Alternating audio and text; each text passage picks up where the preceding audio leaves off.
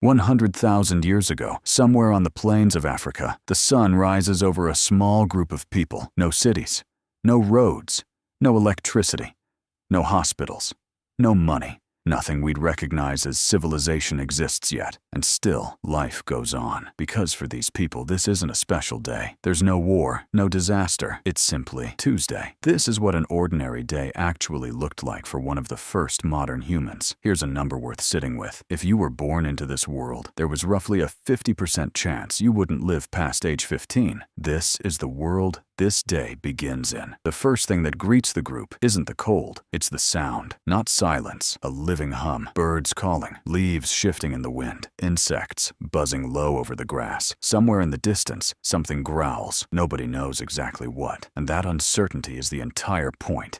In this world, not knowing can be fatal. There's no alarm clock here. The rising sun does the job, because every minute of daylight is too valuable to waste. The group has slept on bare ground beside a fire kept burning through the night. 20, maybe 30 people, huddled close. This is the tribe, family, teachers, and the only real chance anyone has at survival. Alone, a person's odds of living even one more week drop close to zero. Early humans didn't survive because they were the strongest or fastest species on the plains. They survived because they never faced any of it alone. Nobody says, "Good morning." People are already moving. Someone feeds the fire. Someone checks on the children. Others sharpen stone blades or inspect the hides that kept everyone warm through the night. There's no time to waste, because food doesn't wait. Every single calorie has to be found from scratch. Yesterday's hunt might have gone well, or nobody caught anything at all. Either way, the day begins with the same question every human asked for hundreds of thousands of years. Where will today's food come from? There's no refrigerator to open, no stored grain, no bread from yesterday. Instead, the group walks, sometimes for hours, across open grassland, dotted with scattered trees. The air is clean, the sky stretches on forever. It's beautiful, but that beauty hides danger. Tall grass can conceal a predator waiting for its next meal, and these humans are not the top of the food chain here, not even close. So the group moves like a single organism. Someone watches ahead, someone watches behind. The children stay close to the adults. It's a level of constant awareness that's hard to imagine sustaining for even a day, let alone an entire lifetime. Modern life lets the brain switch off. This world never does. As the morning stretches on, the group forages. Wild berries, edible roots,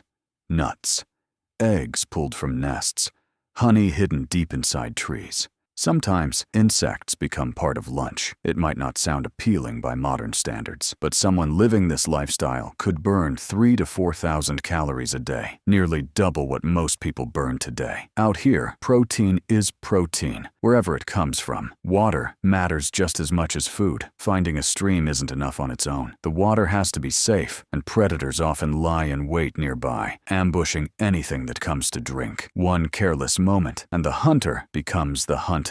By midday, something shifts. Fresh footprints appear in the dirt. Large ones. The hunters kneel to read the ground. A broken branch, a bent blade of grass, a disturbed stone. Long before humans invented writing, they became master readers of the natural world. Eventually, the animal comes into view. Nobody charges, nobody shouts. Everyone waits. Patience is often the difference between eating tonight and going hungry. A successful hunt feeds the entire group for days. A failed hunt just means more walking, more searching, more uncertainty tomorrow. As the afternoon sun climbs higher, exhaustion sets in. No water bottles, no cushioned shoes. Feet ache, shoulders hurt, stomachs growl. And yet, by evolutionary standards, this is exactly what the human body was built for. Walking, climbing, observing, problem solving, working as a team. As evening falls, the group heads back to camp. If the hunt succeeded, everyone eats together, and nothing goes to waste. Meat, marrow, organs,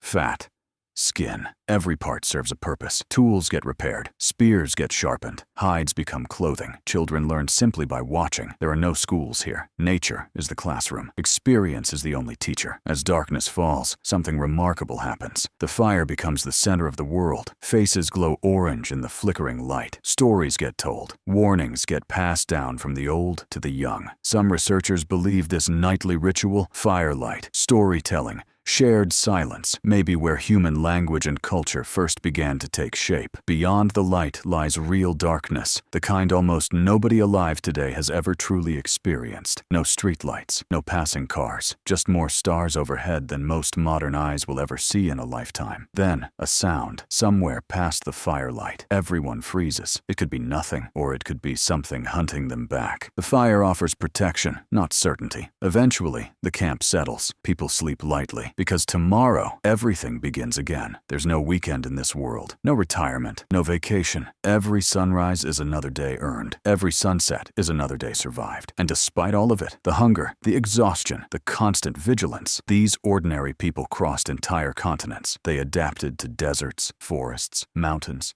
and ice. They mastered fire, built tools, created language, raised families who survived long enough to raise families of their own. Every heartbeat alive today can be traced back through thousands of generations of people who lived days exactly like this one and made it through. So the next time an alarm goes off and the biggest decision of the morning is what to have for breakfast, it's worth remembering. 100,000 years ago, the biggest decision anyone faced was much simpler and much heavier: how to stay alive until tomorrow.